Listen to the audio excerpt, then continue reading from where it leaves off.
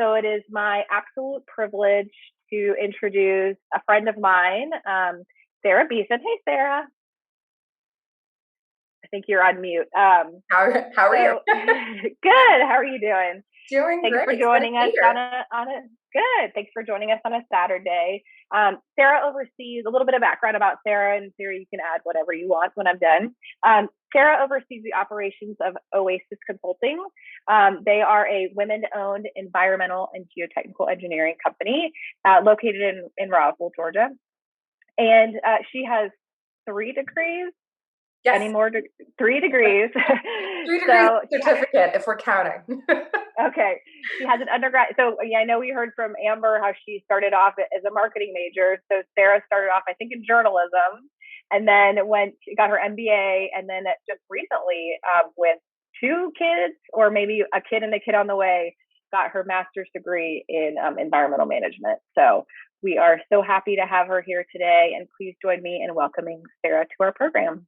Thanks so much, Mallory. I call that sliding into home plate. I completed my second master's 1 week for giving birth to my second kid. So if he came any earlier, I had to warn my professors for finals and for my final graduating presentation that it might be rescheduled. The power of women. I know, yeah, and I was also running for office at the same time, so I'm a multitasker at heart. But with that, I guess we'll go ahead and kick it over. All right, so I've already been forewarned that this reference might be over y'all's head. Uh, this is the one and only Clint Eastwood. But we're going to talk about the good, the bad, and the ugly today. And I mean that in reference to the impact of design and engineering on your communities. And we're going to take a look at a bunch of different communities today. It might be a community that looks like yours. It might be a community that you've driven through before, or have an idea from a television show. But I want to try to get your brain moving a little bit in terms of types of communities and how design and engineering impacts those every single day. Mallory kind of covered this already. I am a big fan of Who Am I? Because I think you're sitting here wondering, why is this person talking to me, right? What experience does she bring to the table to have this discussion today? So like Mallory mentioned, I do have a master's of science in environmental management. I have an MBA from University of Georgia, which focuses on business. I do run an environmental and geotechnical engineering firm here in Metro Atlanta. Previously, I was on the board of directors for Advance Atlanta. It's a nonprofit dedicated to transit expansion here in the Metro Atlanta area. If you live in Metro Atlanta area, and if you've been to somewhere like New York City, you know how much our transit is lacking and how that impacts the growth of our community. One of the key reasons why I was on the board of directors was because I am very passionate about mobility. And I don't mean that mobility just in being able to move your body from point A to point B, but I mean how transit improves economic mobility, how you get access to education centers and job centers, how you can access basic resources like a grocery store, all through transit, especially public transit. And I think that we have a great city as it is. Fila, right? Forever I love Atlanta, but I think we could have a better city by improving our transit infrastructure. And we'll talk a little bit about that today. I also, as I mentioned before, previously ran for Georgia Senate. I joke that I'm a glutton for punishment because I did do that while pregnant and just giving birth to my second child. I came very close, got 49% of the vote, but still very involved here in my community. Otherwise, I also was a former game show contestant. So I know what you're thinking. You're looking at me being like, I was watching Game Show Network at 3 o'clock in the morning and I know this woman's face. Probably not, but I was on the chase. And like Mallory, I was named by Engineering Georgia magazine as one of the top 100 influential women in Georgia engineering. So hopefully that gives me a couple of credentials to chat with you today about infrastructure, engineering design, and in your communities. So let's go ahead and get some glossary words out of the way. So when I'm talking about infrastructure, what does that mean, right? You might have already covered this a little bit earlier today in terms of what does that mean. I'm going to go ahead and put my chat on. I see here as well that there's some people. Feel free to chat anytime throughout this, by the way. This is infrastructure and city planning, what I'm talking about. Infrastructure refers to transit, like I talked about before. That could be, people think transit, they think trains, right? It's not just trains. It can be buses. It can be bike lanes. It can be car services, right? So there's so many things that go into what transit means. That goes hand in hand with roadways. especially if you live in Metro Atlanta, you are quite familiar with a couple of freeways, right? And then you have zoning, waste management, utilities, and communications. Um, Zoning we'll touch on a little bit later. Waste management, it's actually the area that I work in a lot of. So not only do we do environmental remediation, we do a lot of waste management because there's trash, right? That has to do with landfills and how we dispose of our trash, but it's also how we keep our water clean too, right? So that's actually a wastewater treatment facility. That's where they pull literally the poop out of the water and treat it so that we can reacclimate it into the environment, it can become drinking water again. You can swim in it, hopefully, assuming your community has good water standards. And we'll talk about that later as well. Utilities, that's a hydropower plant. There's a variety of ways that we get our power, and we'll also talk about that later. But utilities includes everything from how you get your electricity, your natural gas, your running water at the end of the day, and then communications. How I'm talking to you right now with the great gift of the internet. And as you look at each of these things that we're talking about, I'll go ahead and start to kind of jog in your brain that these aren't textbook, right? So we'll kind of get into some textbook definitions of what we're talking about with types of communities, and you'll realize that not every community looks the same, and we'll see why that is. So we're talking about the good, the bad, and the ugly. We're going to tap into good first. These are the textbook examples. These are the ideals, right? And so with great power comes great responsibility. And I mean that in regards to our designers, our engineers, our city planners, our elected officials. They have a lot of power and authority. How do they wield that power, right? How can we use this power for good? In an ideal world, ways that you can use engineering and design for your communities, you can make it be the best that it can be. So I mentioned a little bit earlier, I love Atlanta, but it can be better. How can we make it better using engineering and design standards? How do we increase economic performance? I mentioned before I have an MBA, so improving economic performance is probably a little bit going in my head at all times. But these go hand in hand, right? So when we maximize potential of urban, suburban, ex-urban, and rural areas, which we'll define in a minute, what does that mean? They can become better places to live. People live longer. That's what improved mortality rates are. Longer lives. They have resiliency for the future. Resiliency meaning how to they make themselves stronger to last longer. And we'll talk about how we can do that. And people are generally safer, healthier, and happier. I have a picture here. I know this looks idyllic, right? This is Helsinki, Finland. It's named recently as one of the happiest cities on earth. Scandinavian countries as a whole, so Helsinki, not necessarily always top. I've seen Stockholm in number one. I've seen some areas in Iceland, but for the most part, Scandinavian communities are consistently ranked the top in the world for being the healthiest and the happiest. Kicking it over to this chat box here. Anybody have any ideas why these areas are considered some of the happiest places on earth? What do you think about these communities make the residents happier? So anybody in the chat box have any ideas? Clean air, that's a huge one, right? You can breathe better. And that goes hand in hand with not only being healthier, but happier because you can spend more time outside. The city is clean, right? So better food, I don't know, there's some people who are gonna go to fisticuffs with that, right? Walkability, that's another one too. So walkability goes hand in hand with clean air, right? So if you can walk more, use your car less, more work-life balance is in place. So way that you can have a good work-life balance as well is having a really well-planned community, right? You don't spend an hour and a half stuck in traffic trying to get to your place of work just to do it in reverse again. And when you're sitting for that hour in traffic, you're polluting the air. So you're having less clean air. You're not getting able to walk as much, you're sitting. So you're putting on weight, your health is impacted. Europeans know how to have fun. I'm a little biased, so I have cousins who are in Sweden, right? I will not disagree with that. But yeah, so fresh produce, so good food, having access to good, clean food that's affordable, right? We're going to get into how some of our communities, especially communities you might know of, maybe it is your own community, don't necessarily have access to these things. It doesn't necessarily mean it's not a happy place to live, but we're just looking for that room for improvement to continue to improve on what we have to make it a better place to live. So what are urban communities? Ooh, Lorenda, girl, you're saying things near and dear to my heart with these affordable housing, better transit options. Yes and yes. And we're going to talk about a little bit later how that's necessarily the case.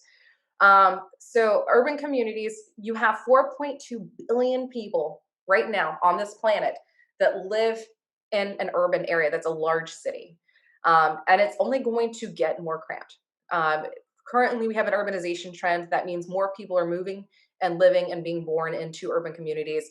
We're looking at a 1.5 times increase over the next 25 years. So um, I'm in my early 30s, but that's over the course of my life. We're going to see a 1.5 time increase over the next 25 years of more people living in these areas.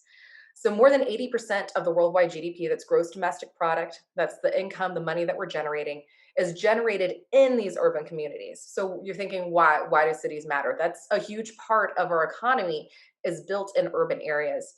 And despite being physically close, resources for communities can still be really far away, right? So you're thinking, you're looking at this picture. Again, this is a textbook example. This is your ideal community.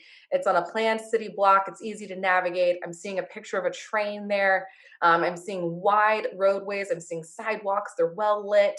I'm seeing places to live and work and possibly go to school. You have it all in this textbook picture, but that's a cartoon, y'all. That's an ideal dream. But if based off this question, despite being physically close, resources, communities can still be far. How can a resource still be far when you're this close to so many things? Kicking it over to the chat. This is back to y'all. Anybody have any ideas on that? How can resources still be far away for people in a community, especially when they're urban? Everything you think of yourself, everything's close by, right? How can it be far? That's right. There is a lack of green in the picture. It can be disconnected, right? So disconnection is a huge thing. So in this ideal textbook picture, we can see a train. So theoretically, the people in this picture can hop on and go to work, go to school, right? But even in this textbook picture, I don't necessarily see where we can necessarily go from here, right? I don't see a train stop. Especially if you live here in Atlanta, there's this fun thing called MARTA, but MARTA stops aren't necessarily condensed, right? You can have several miles between MARTA stops.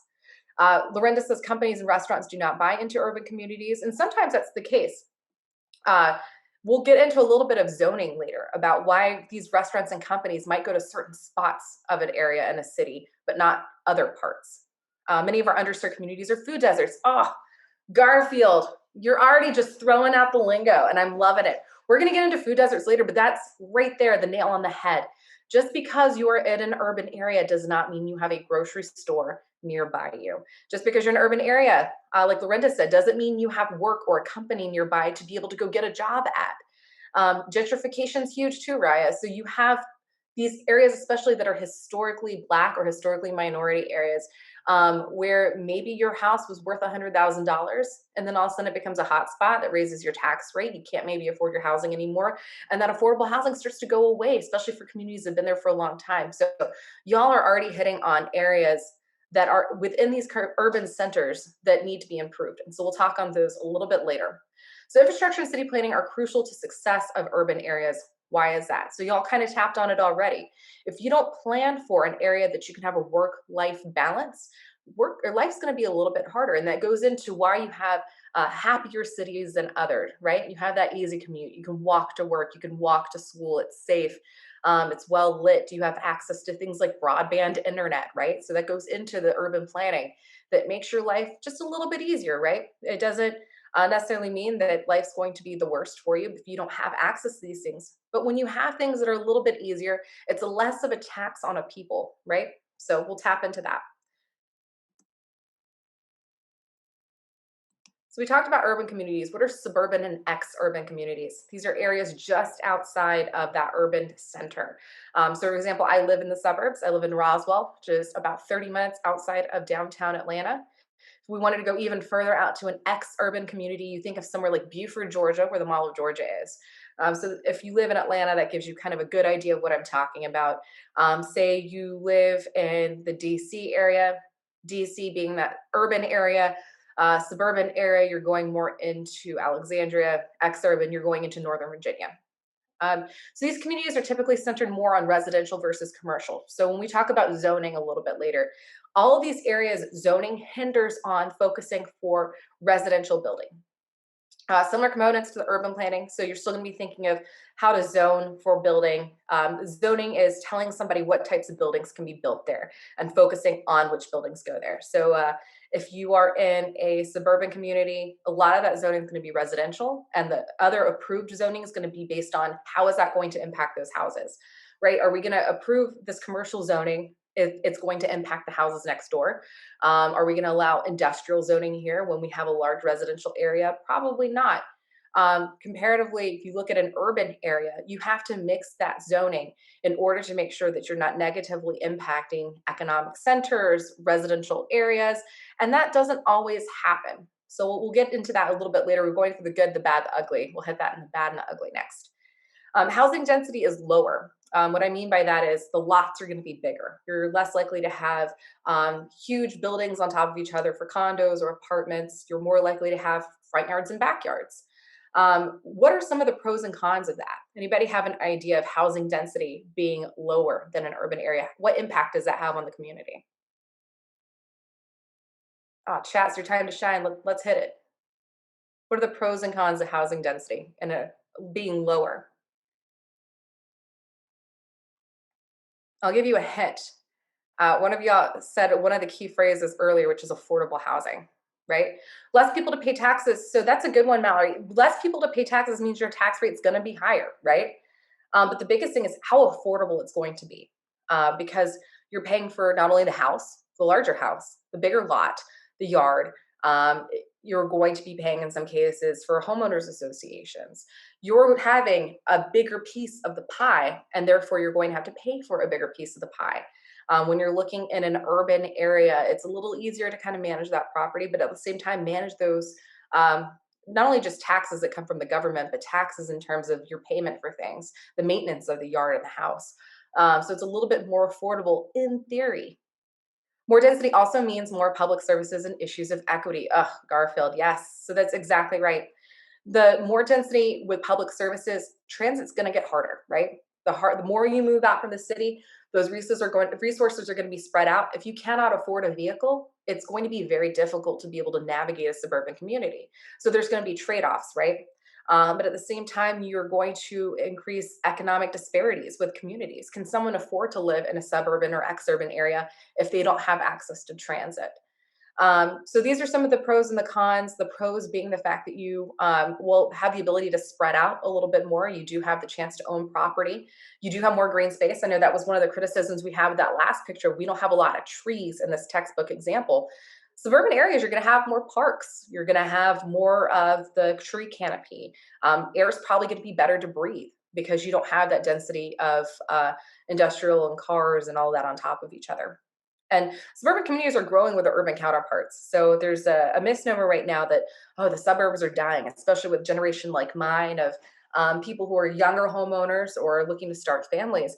There is a trend of moving towards urban areas, but these urban areas are growing in tune with their counterparts with the suburbs as well. Next up, we have rural communities. Again, this is just your textbook example of rural community. Its economy is historically focused on agriculture, right? So these are the areas where your farmers live. They've seen a little bit in the recent years rise in manufacturing. So when you see a new car plant, more than likely it's going to go into a rural community, which actually provides a economic center for these areas. So where you see some farmland die off, where do these jobs go? You have workers there that are looking for trades, and there's not necessarily trade off.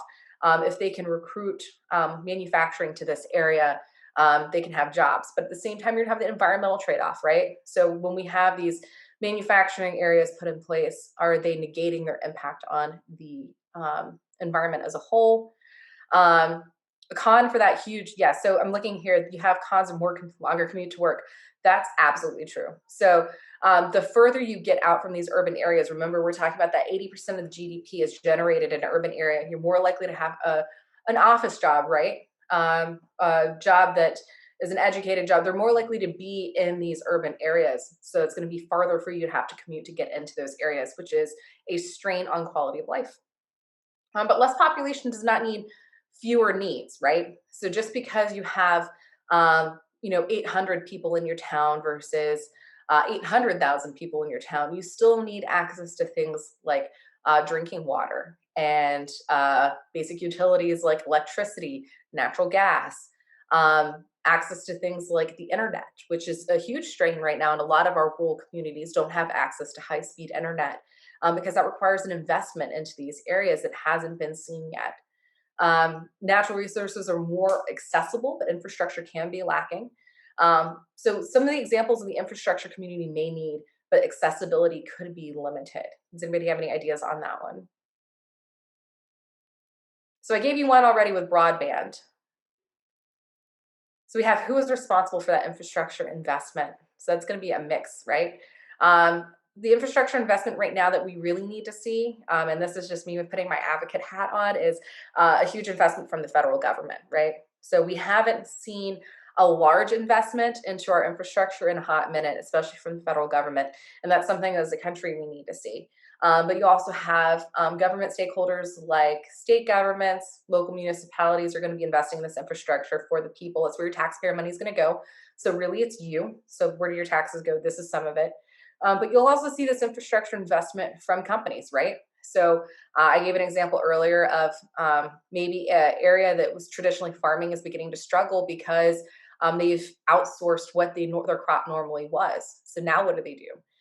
You have a workforce that's there before they leave to relocate to another area. You have a workforce there that can be trained to go into, say, manufacturing. So then that company we'll use Volvo as an example. Maybe Volvo wants to put a manufacturing facility in a rural area because the land is cheap. You have a lot of people there who are willing to learn how to become part of the manufacturing line. Maybe there was a car factory that was an hour away. They're kind of trained already, but it's closer for them to work. So, and Volvo might get a tax incentive. So all of these combined, Volvo's now invested in that area. The people now have jobs again. They're back online, right? So that's another investment. But another example of infrastructure the community might need that they don't have access to, let's use water for an example, right? If you live in a city limit, they might be responsible for providing you water, but if you live away from a city, you're just in a county proper, is that county still going to provide you with water? Maybe, maybe not. That's when you start getting into things like septic tanks or wells and being able to be self-sufficient to provide your own utilities. Just because you are not a part of a city does not mean you do not need these things. So now that we provided the textbook example, let's get into the bad. And what do I mean by that is we've talked about a lot of planning, a lot of infrastructure, the ways that we define these communities, but sometimes it does not go the way we thought it was going to go. What does that mean? The unintentional consequences of community design and engineering. First and foremost is environmental pollution. Up until the 1970s, we really did not have that many environmental regulations. It contributed to factors. I tried to get a picture. It's really hard to get a picture because it's from the 1950s and then it was a smog out. There was in the 1950s in London, because of burning coal ash to provide all their electrical power, they had what's called the deadly London fog. And it literally would make people choke and gag on noxious fumes from where a weather event with fog pushed down on the smog created by burning coal ash in London and pushed it into the city. And it took a long time for it to lift, and people are having to breathe that in. In the 60s and 70s, there was a wave of environmental issues, even heading into the 80s. Everything from 3 Mile Island, where you had a huge explosion of a nuclear plant, Chernobyl, which was another nuclear power issue, to realizing that people had been continually dumping, for example, dry cleaning fluid, right? Okay, well, we finished with our dry cleaning fluid. We're just going to toss it out back. They keep doing this for 10 years and then it starts to seep into your water system. And again, that starts to impact your infrastructure, right? You're dumping chemicals into waterways that are going to be, that's standard practice. Because who's going to tell me not, right? That's what we've always done. And that's a key phrase that I think anybody will learn in life. If someone tells you that's the way we've always done it, that's usually the death knell, right? That means you should probably put your thinking cap on and think of ways that we should not be doing it because it doesn't make it good. So yeah, we have a variety of health events that start to make us realize that maybe we should be regulating how we are storing our waste, right? So between the 80s and the 90s, you had a boom of municipal solid waste landfills because they realized maybe we shouldn't be just dumping our trash in an unlined pit for it to seep into our drinking water and the soil around it.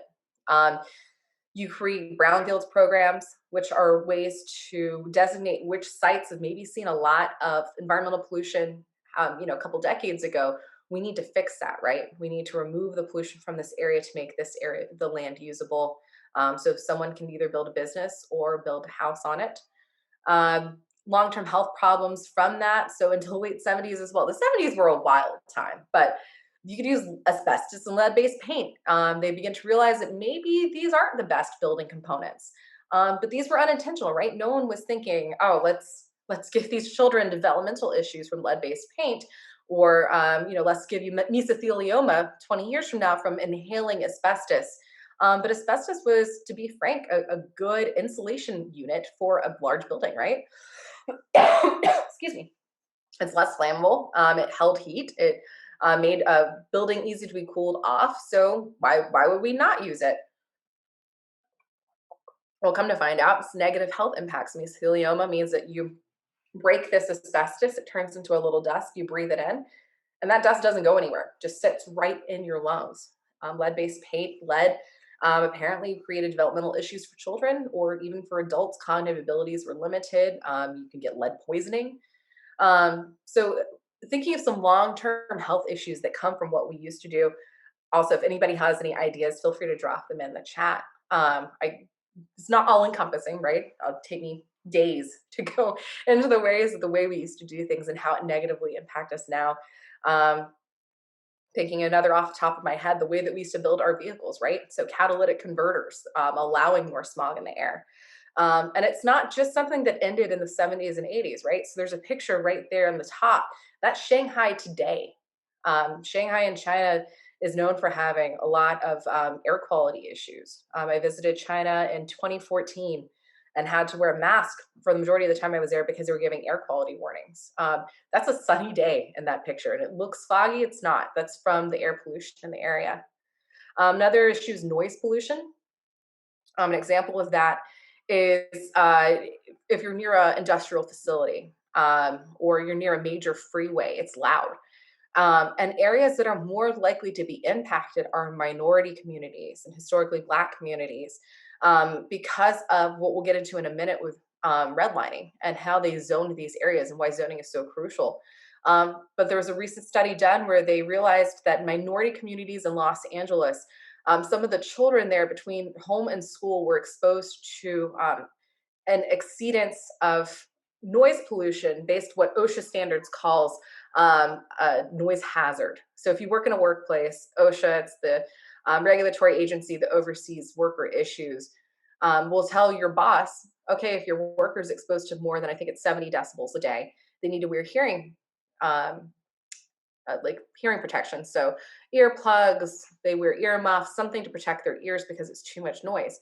Well, they're realizing that these children in these minority communities are close to shipping docks, they're close to industrial plants, and they're exposed to so much noise that these kids are actually would need hearing protection, right? And that was because of poor design and city planning. And all of this contributes to inequity. So what I mentioned before too, larger minority, low income residents, they tend to be more polluted to this day. That is based off of an intentional consequence. So why are these minority communities in these hazardous areas? Redlining is a key thing. So if you think of redlining and what it means, we'll look at what a redlining map looks like in a second. It's back up until all the way through the 80s for the most part, but they're realizing that historic portions of it still continue to this day. After slavery in the United States, you had Jim Crow era and Jim Crow laws, which were intended to continue to be racist laws to prevent Black Americans from being able to excel, right? And one of those laws that was allowed in the banking industry is called redlining. So if you think of generationally, historically speaking, a white person would be able to inherit money from a family. And part of that money that they would inherit is, oh, well, this is my family's land that we've had historically for a long time. My parents passed away. I got their house. I was either able to live in it myself because it's paid off, or I was able to sell it for a couple $100,000. This is generational wealth that builds up over time. And redlining helped prevent generational wealth for Black Americans by designating historically Black communities as being hazardous or being less wanted. When you purchase a home, you have to be able to justify to the bank with a mortgage that this land is of value, right? Loan me money. If I'm not able to pay you back, you have to be able to have equity or some sort of benefit for the bank to sell that off to cover what you borrowed, right?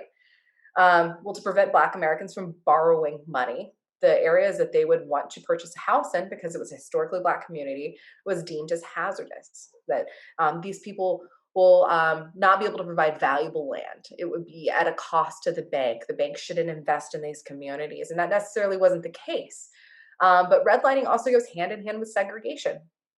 If you take a look at this picture right here, um, there's also an article which I think might be, the link might be dropped into the chat, but it's a New York Times Magazine article called "What Does a Traffic Jam in Atlanta Have to Do with Segregation?" Quite a lot. This is an aerial view for those of you who might recognize the Atlanta area. This is heading into the I-20 interchange. So I don't know if you can see my cursor. This is 75, 85. These are where it's going to start to spin out towards I-20. But these entire areas were built on the fact that one side of the city was meant to be the white portion of the city, and the other side of the city was meant to be the Black portion of the city. Kelly dropped the link, and so if anyone wants to read, it's a really interesting article about how we still see those impacts to this day. So redlining is currently illegal, thankfully. The banking industry finally made it illegal to redline. But like I was talking about, we're still seeing the issues to this day because you have redline communities that were considered lower value. No one invests in those communities. You don't get a grocery store because someone doesn't want to invest in that area. Oh, well, it's low income. They can't afford the products that I sell. So systemically, you start to see over time that the improvements aren't there, right? And segregation to this day still impacts things like transit. I have a friend of mine who lives in Mechanicsville, which is a historically Black neighborhood in Atlanta, and works off Windward Parkway, which is almost in the exurbs. It's the northern part of the suburbs in Atlanta and Alpharetta. And every day, at least when he was working in an office because of COVID, it's a little different now, he insisted on taking transit. And he would ride a bike for 2 miles to MARTA. Well, if you look at where he is off the MARTA line, you think, well, I can look on your back porch and see at least 3 of the lines from MARTA from here. I can literally see them. But that doesn't mean that there's a stop anywhere nearby. So you have to bike 2 miles to MARTA, drive or take MARTA all the way to the end of the rail line, and then take the bus line till it ends in Windward, and then be able to ride his bike the final 2 miles. And you would do the same thing in reverse. Again, with these issues with segregation and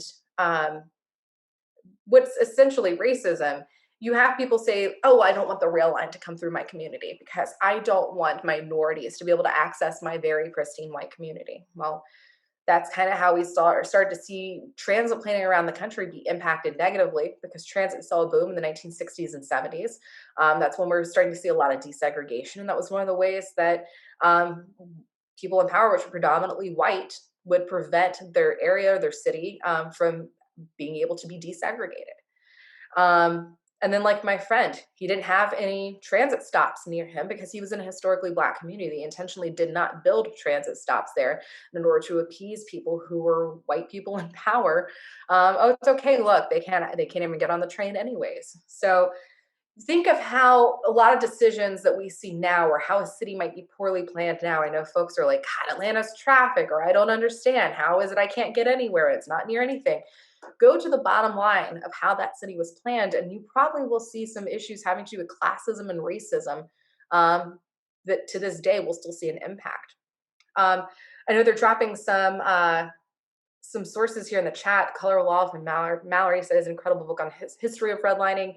Garfield says that the history of redlining, oh no, we moved on. History of redlining was formalized and widely practiced zoning to segregate Black people in certain areas of the city and major urban centers across the country. So I'm using Atlanta as an example. This is something they did across the United States. It's not just here. Has a lot to do with environmental racism where the areas are disproportionately impacted. That's absolutely right. So like I mentioned before, these minority communities that are seeing a lot of, for instance, in dumping in water, or the fact that I'm having still lead-based paint in my houses. In the 1970s, lead-based paint didn't just magically disappear. There's still lead-based paint houses, but in lower income communities, you're more likely to find this because there wasn't an investment there to turn over the houses or be able to remediate the homes. People weren't educated on how they could negatively impact. And then you think of generationally how that impacts folks. Their kids are more likely to have developmental issues because of the fact that they were exposed to like lead-based paint or poor drinking water. And we'll go into that too with this. So to give you a better idea of what redlining looks like, when I say redlining, what does that mean? When you are a banker looking to approve a loan in an area or an investment in an area, you pull out this map here. And this area where they literally drew a red line around it are historically Black and minority communities. It's no ifs and or buts about it. They were pretty flagrant in what they did. And this is an old map of Atlanta, right? But if you want to take a look, let's take a look at the shape right here, right? Just memorize how this shape looks. Let's take a deeper dive at how that looks. Look, that's the exact same shape that we see right here at the bottom. We're heading into Atlanta, the Druid Hills corridor, heading outwards into all of this, which is historically Black areas, which is the southwest and southeast portions of Atlanta, and then heading up into Norcross and Lilburn. Those are also food deserts to this day. Again, because you're seeing a lack of investment, which not only impacts residential investment, it impacts the corporate investment, which is commercial, it's going to be retail, and that includes places like grocery stores. So now you have communities that don't have access to fresh, healthy food, like a produce section. They might only be able to access food through a convenience store. So you're thinking of prepackaged processed foods, not like a fruit and a vegetable, not a place with a meat section. They have fast food, but you're going to impact the health of these areas based off of what offerings they have. And so that kind of goes back to the question I asked y'all earlier, which is just because you're close to something theoretically, I live in Atlanta, everything's nearby. I can't walk to the grocery store. Marta, there's no stops near me. The bus runs a mile and a half away. I have to walk that mile and a half to the bus stop to be able to get to school, work, or in this case, a grocery store. So you can still have little islands inside these areas because of poor city planning. I'm going to kick it over to the chat. I see y'all heating up a bit. Has a lot to do with environmental racism. Yes, which was partially impacted. Redlining does not just affect lower income communities. There were several middle and upper class areas in LA that were adversely impacted. That's correct. Those upper income areas were predominantly African American. Some of this is covered in the recent biopic of Paul R. Williams, who's an African American architect. Absolutely right. LA looks a little bit different than Georgia. There's also portions of San Diego, which were historically Latino and Hispanic communities, where they literally would pave an entire freeway dividing these communities and then not even provide, say, an on-ramp or an off-ramp, right? So it's pretty obvious that they're bisecting communities intentionally to break them up, but not giving them access to what they're providing, which is in this case, a roadway, right? So you're making life more difficult intentionally through these planning practices. So yeah, freeway divide is a great example. So, and freeway divide is what they used a lot here in Atlanta to literally divide the white and the Black sections of the city. I believe Chicago also has some of the issues with city planning with that as well. So you have areas that were not necessarily bifurcated by either train rail or by highways that were, for the most part, incorporated communities and then were segregated by implementing these roadways. So now we talked about some pretty horrific stuff. You're like, how does it get worse? We went through the good and the bad, and now we're talking about the ugly. This could get really ugly. What am I talking about? Coming soon to a community near you, climate change. So climate change is inevitable. I know folks are like, well, if climate change happens, climate change is happening. It's trains headed for that station. It's a matter of when we get to it, not if we're going to get to it. If you need any evidence, simply look around. There's evidence of increased drought, forest fires, hurricanes, flooding, snowstorms. The more extreme weather examples we get are only going to get worse. And these are illustrations of climate change as well as global warming. Climate change and global warming, not necessarily the same things. I know a lot of times we use those terms interchangeably. Climate change is the longer systemic shift of what's happening to our planet. Global warming is that. It's the higher temperature in oceans, rising tides, erosions of coastlines. You see a picture here. We see that a lot happening in California right now. I see Damon saying that this is currently happening in Crenshaw Quarter. That's right, with light rail bisecting that community.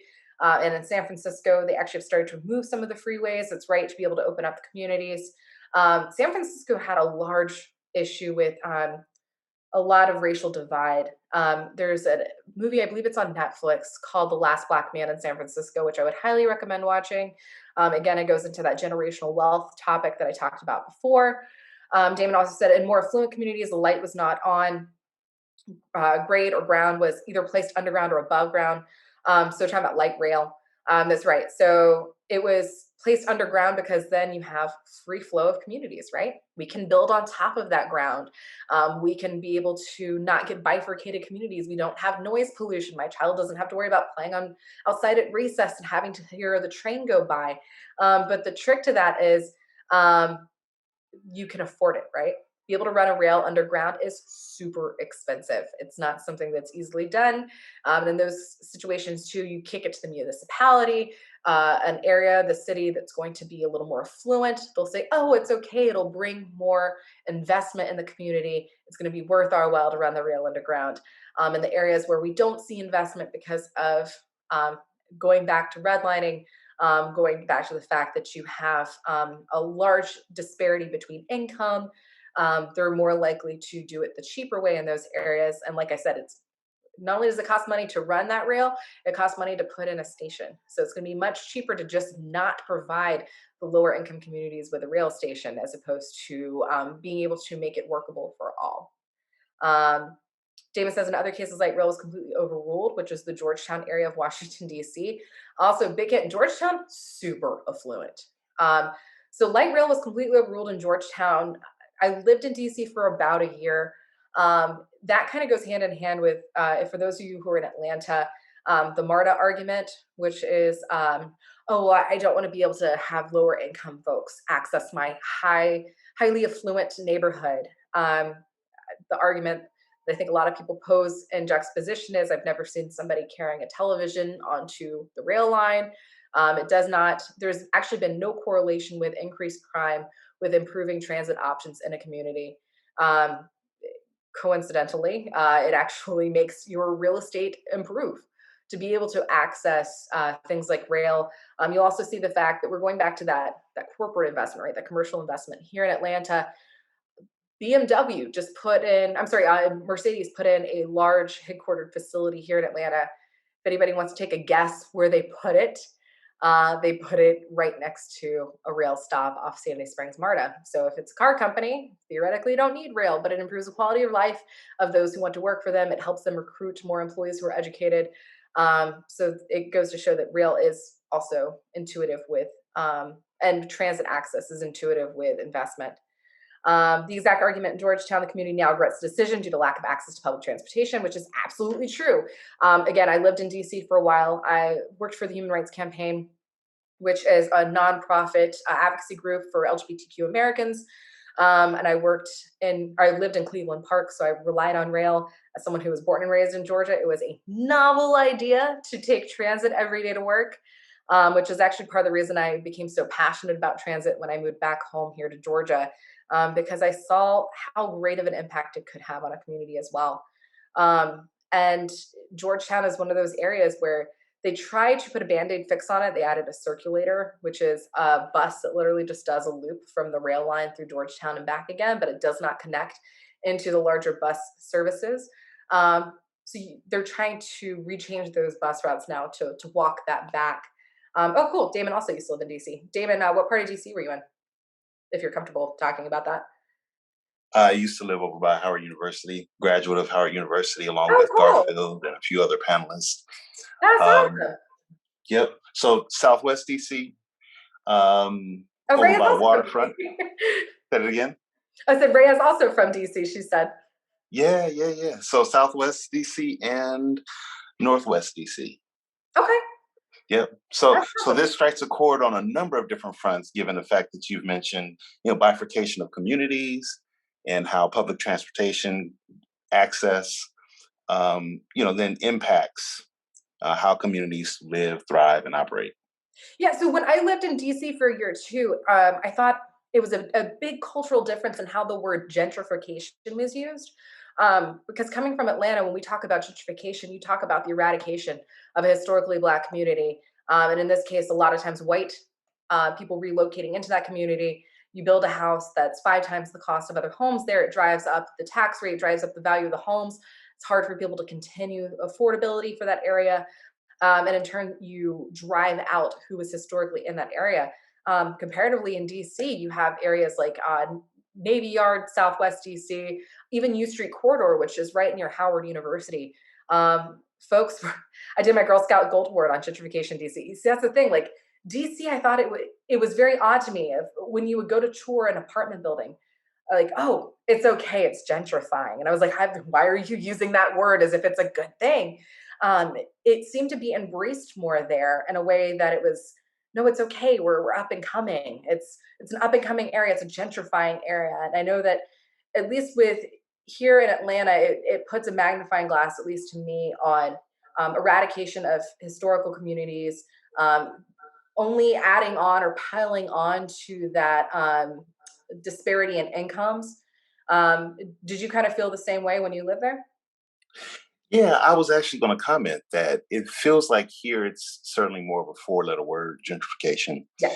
Where in DC, even though, from my perspective as an African American, I still, can sense the connotation, the subtext of what gentrification means because I've lived through it.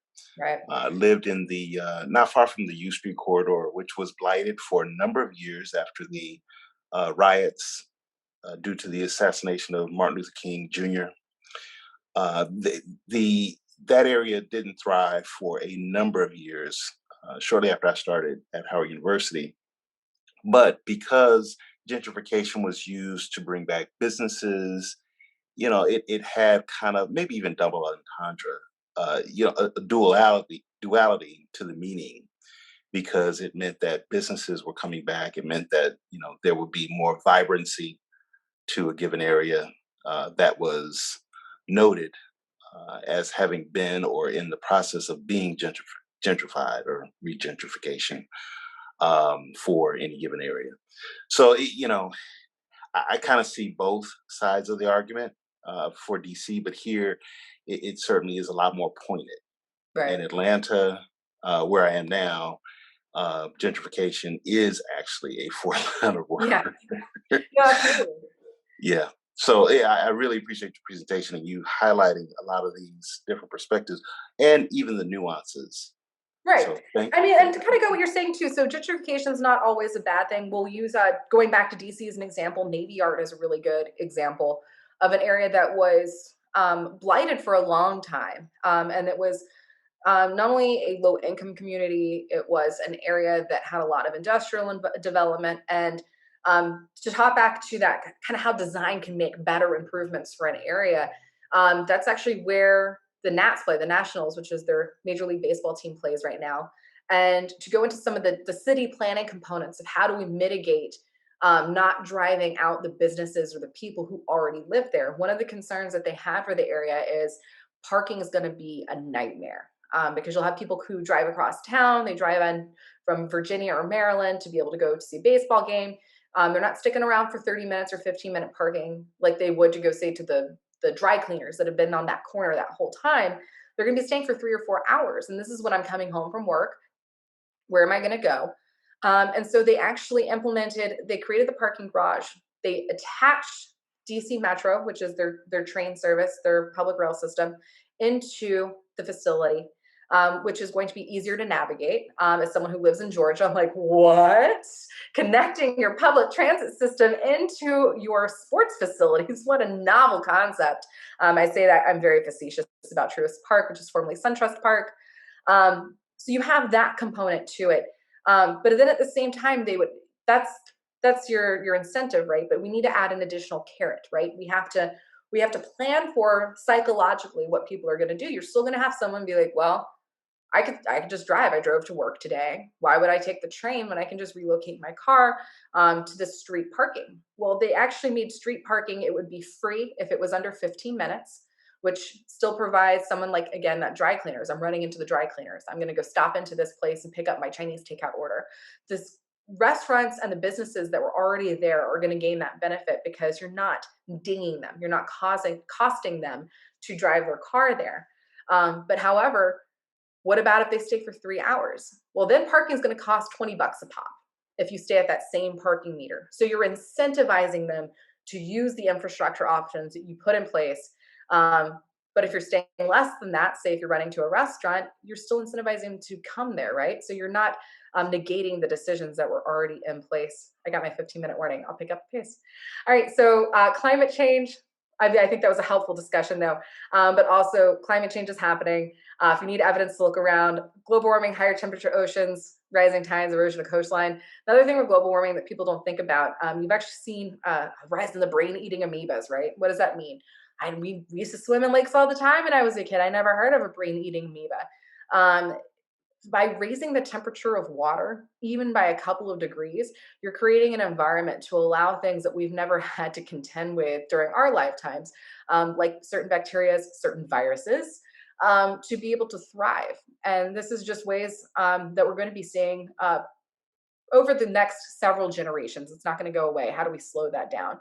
But what does that mean for us? Going back again to Maryland, I did my master's in environmental management in Maryland. I had a couple of classmates who actually have family land on coastal Maryland, who their land is no longer there, and it will not be there in 20 years, like completely gone. So it's starting to go away. You'll see erosion and fall off in places like California, Florida, portions of it as well, including parts of the Everglades are beginning to erode and be flooded as well. So this is something that, in terms of if you're planning, if you're designing, if you're engineering, how do we mitigate that? How do we become more resilient to keep our communities from going away?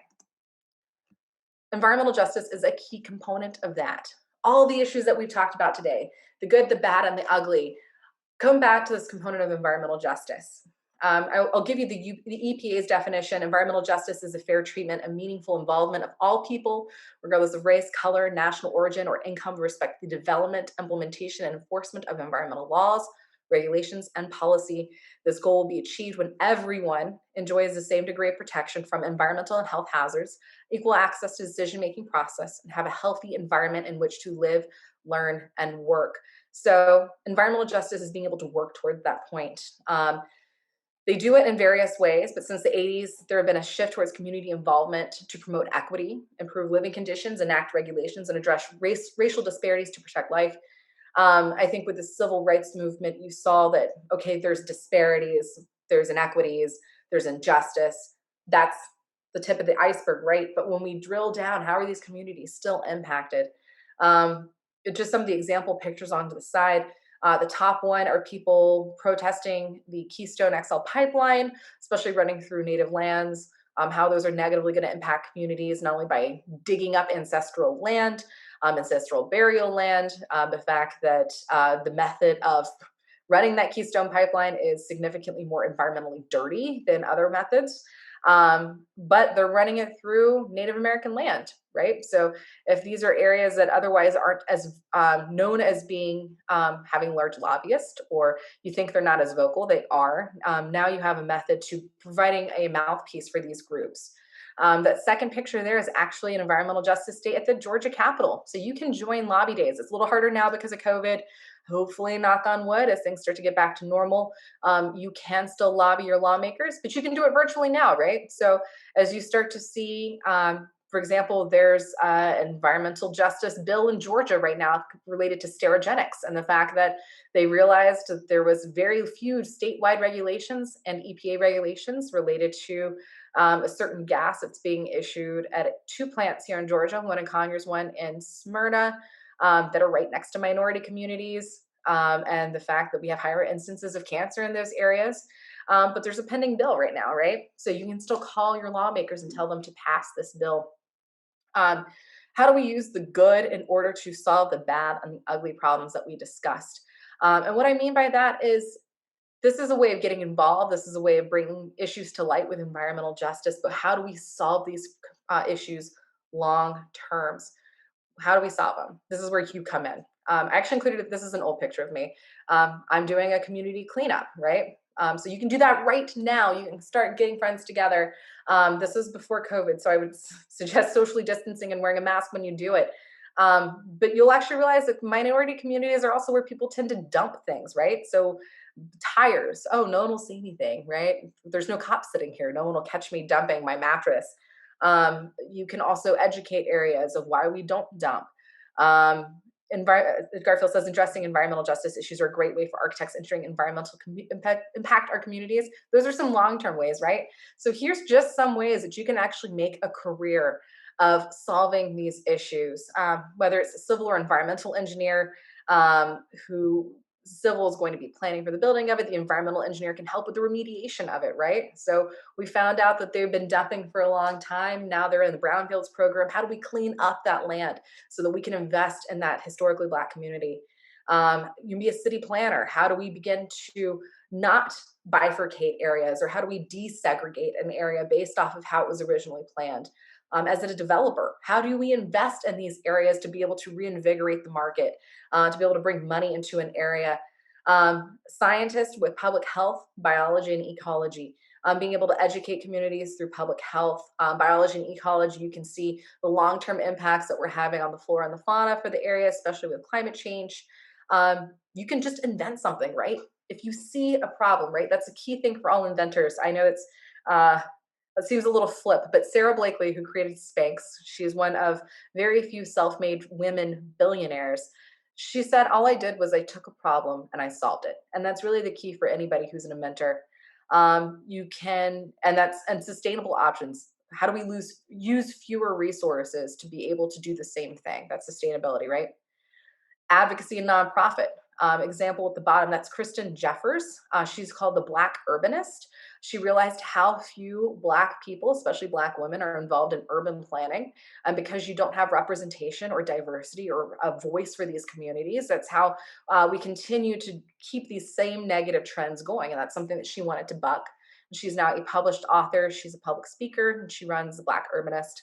You can run for office. I mentioned that I did it. You can do it too. It's super easy. You file at your state capital and then you run, right? If you are living in an area where a lawmaker does not listen to you, or you feel like they don't have the future in mind, run for office. If you have any other ideas too, throw them out there. What are some other ways you can volunteer? Yeah, so Mallory's talking about you can volunteer. Doesn't even have to be a career, right? Maybe your entire life you wanted to be an actress, right? You could still do that, but then in your spare time, you can work towards improving your community. Any other ideas? All right. We'll think of some, right? I'll kick it over to some questions. I know that Mallory wanted to have a Q&A. Thank you, Sarah, so much. That was incredible. I know the chat, you've been kind of answering most of the questions in the chat as we've been going, but if anybody has questions for Sarah, I had a question for you. Yeah. What, in terms of the work that your firm is doing on an engineering scale, what's been like one of your most favorite projects? So former Fort Gillem is one of our ongoing projects. It is a former military installation or an Army base where it's actually entered into the U.S. Brownfields program. So for instance, when they would do target practice, all those shells would build up in the ground and there's lead in the ground. There's a lot of issues with dry cleaning fluid from all the uniforms. They have to get the uniforms dry cleaned. But the buildings have lead-based paint or mold, asbestos, so they're older World War II buildings. But because they no longer had a need for active military members on base, they began to decommission it, which means it's no longer going to be a base. And they're going to turn that over to the local community. The community in the area is the city of Forest Park, which is a newer city as a whole, but it's a historically Black portion of Atlanta. And making sure that we were able to help with the decommissioning of these buildings, but work with a developer to make sure that there's a reinvestment, right? So we're not just cleaning up the environmental issues and then being like, have at it, hope somebody does something with it. We're actually being involved in the facilitation of reinvestment in that community. It's actually one of Kroger's largest distribution facilities in Georgia, based in that area, which is providing thousands of jobs at a state-of-the-art warehouse facility. HD Supply is based part of their headquarters out of there as well. The city of Forest Park was created out of the decommissioning because now it's no longer a military base, it's becoming a city.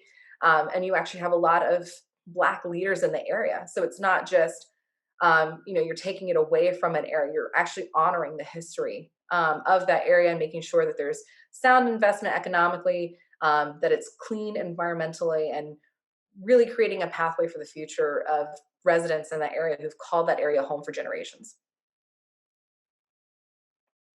That sounds like a super cool project. A couple of things we had talked about earlier today with Amber is, what are the sorts of challenges and maybe opportunities that you've seen as a woman in this industry? Challenges for women in this industry, it's very much a boys club. So even if you don't have blatant issues, which, I mean, don't get me wrong, I've definitely been at conferences where you have gentlemen hit on you, which is especially awkward. I work with my husband, so if I'm at a conference, he's usually not too far behind. But yeah, you'll have the normal run-of-the-mill things like that, but it's more so, okay, well, if it's a boys club, oh, hey, I went to college with this guy, and oh, we're all going to go play golf, and we're going to go shooting, and we're going to go do all these things. And oh, I'd like to invite you, but I don't know you that well. So it goes into this generational issue. I didn't touch on it much. I have a certificate from University of Georgia I got when I did my MBA on workforce diversity management. And one of the things that they focus on is mentors tend to want to pick mentees that look like them, because they're like, oh, when I was younger, I just see myself in him, right? Well, if you already have, historically speaking, not too much representation in an industry from women or from people of color, or just even like Black engineers as a whole, you are going to have this discrepancy between folks who are having mentorships, right, or mentees from more advanced people that can help them improve or advance their careers. So making sure that I am involved in mentorship organizations, or even just examples, something like this, right, where I'm able to talk to people who are considering this as a pathway for their future or future career, and realizing that there are folks who do look like you who are doing this. You might not meet them in your workplace, but they exist. Being able to blaze your own trail, and that mentors can pick mentees that they might not necessarily see themselves with from a cover of the book example, but they might appreciate their tenacity or their spirit or their willingness to learn, and being able to want to mentor the future based off that. Awesome. Thank you. Yeah, Well, please, yeah, of course. Thanks for joining. And if anyone has any further questions for Sarah, I don't know if you want to put them in the chat, maybe you can stick around for just a little bit. But we really appreciate you coming on today. And thank you so much for your time. Great to see you. And like I talked about too, with mentorship mentee, if you want to continue the conversation with me, that's actually my email right there if you want to jot it down. I would love to connect with folks. I'm also on LinkedIn, and you can follow me on Twitter. Thanks. Awesome. Thank you. Thanks, Mallory.